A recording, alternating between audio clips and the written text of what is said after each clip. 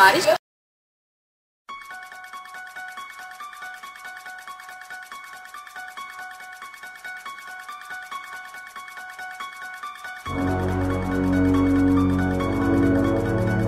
Não é desse zumbi que estamos falando.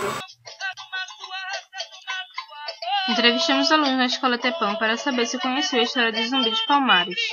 Sabe quem foi Zumbi dos Palmares? Rapaz, eu já ouvi falar, mas eu não conheço a história dele. Até onde eu sei, eles eram os heróis para os negros e o vilão para os brancos. Zumbi dos Palmares foi um homem que ajudou os negros no tempo da escravidão a fugir de senhores do mato. E tipo, eles se abrigavam em uma pequena aldeia. E nisso eles lutavam um tipo de dança que é capoeira, que ajudava como defesa dos senhores do mato. Você sabe quem foi Zumbi dos Palmares? Zumbi dos Palmares, apesar de nascer livre, foi dominado e vendido ainda criança, mas à medida que crescia demonstrava-se um lutador dos direitos humanos, principalmente dos escravos, lutava pelo fim da escravatura. Para os escravos, ele era um herói, para os senhores e governantes era um vilão e anarquista. Para mim, ele era um herói que enfrentava os senhores por uma causa comum a todos os escravos. Teve uma morte bruta e violenta por mais de 20 guardiões e teve sua cabeça cortada e exibida em praça pública, aqui em Recife, também com a finalidade de desmentir o mito que zumbi seria imortal.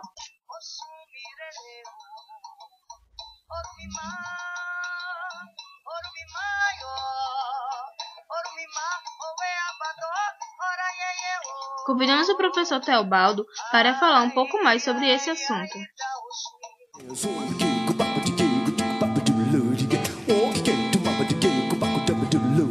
Palmares, ele foi um grande líder dos quilombos dos Palmares, lá em Alagoas. Na verdade, era um negro extremamente inteligente, ele foi um grande revolucionário. Lutou contra os interesses naquela época dos grandes senhores de engenho, né? Fugiu do quilombo dos Palmares, mas depois voltou com a intenção de conquistar o próprio quilombo. E houve um conflito interno, onde ele venceu esse conflito e conseguiu, por muito tempo, estar com os quilombos dos Palmares em suas mãos, né?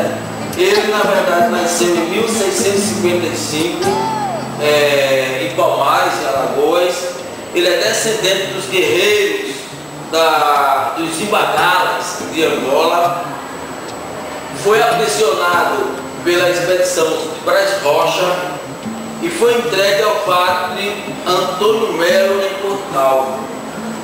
Pra você ter uma ideia, naquela época, né, ele já falava com aos 10 anos de idade, ele dominava muito bem o português e o latim, né, que naquela época era muito explorado, principalmente pelas escolas da época. Né. Fugiu aos 15 anos, voltou para o quilombo, onde adotou o nome de Zumbi, né, que hoje todos nós conhecemos como Zumbi dos Palmares. Né. Bem, e nessa volta, ele derrotou a expedição de Jaime Bezerra, né, e foi ferido em conflitos contra as tropas de Manuel Lopes Galvão. Essas tropas, na época, eram as tropas da polícia, do exército, eram várias tropas que tentaram acabar com o quilombo. Cangazumba era o governador do quilombo, e esse Cangazumba foi o grande, também era o grande líder do quilombo, que foi derrotado por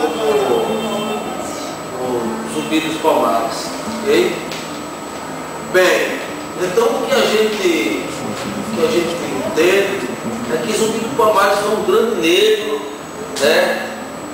Um grande negro revolucionário, um grande negro que defendeu os interesses dos escravos da época, mas infelizmente foi traído, né? Ele foi traído por um dos líderes do próprio quilombo, né? Esse líder, ele foi preso e pela sua liberdade, trocou a sua liberdade, né, para dizer aonde Zumbi estava, entregou. Na verdade foi uma traição.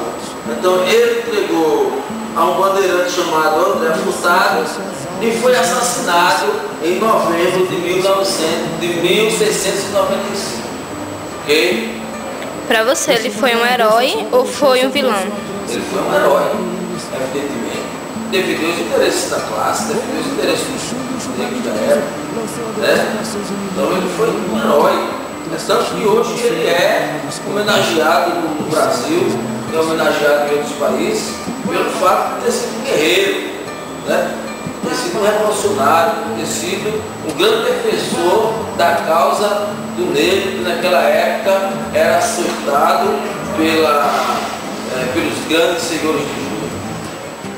Vamos lá. Agora nós iremos falar um resumo de Zumbi dos Palmares. Existem dois pontos de vista da história de Zumbi dos Palmares. Para muitos, ele foi um herói, que isso também é parte da minha opinião. Para muitos ele foi um herói. E para outros, ele foi realmente um vilão. Mas por que ele seria um vilão?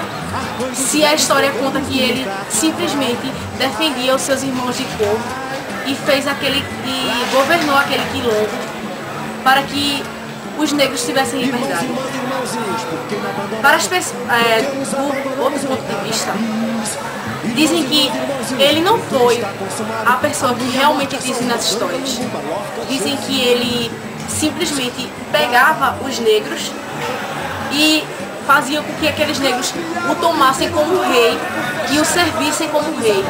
Assim como os negros também serviam aos senhores de engenho.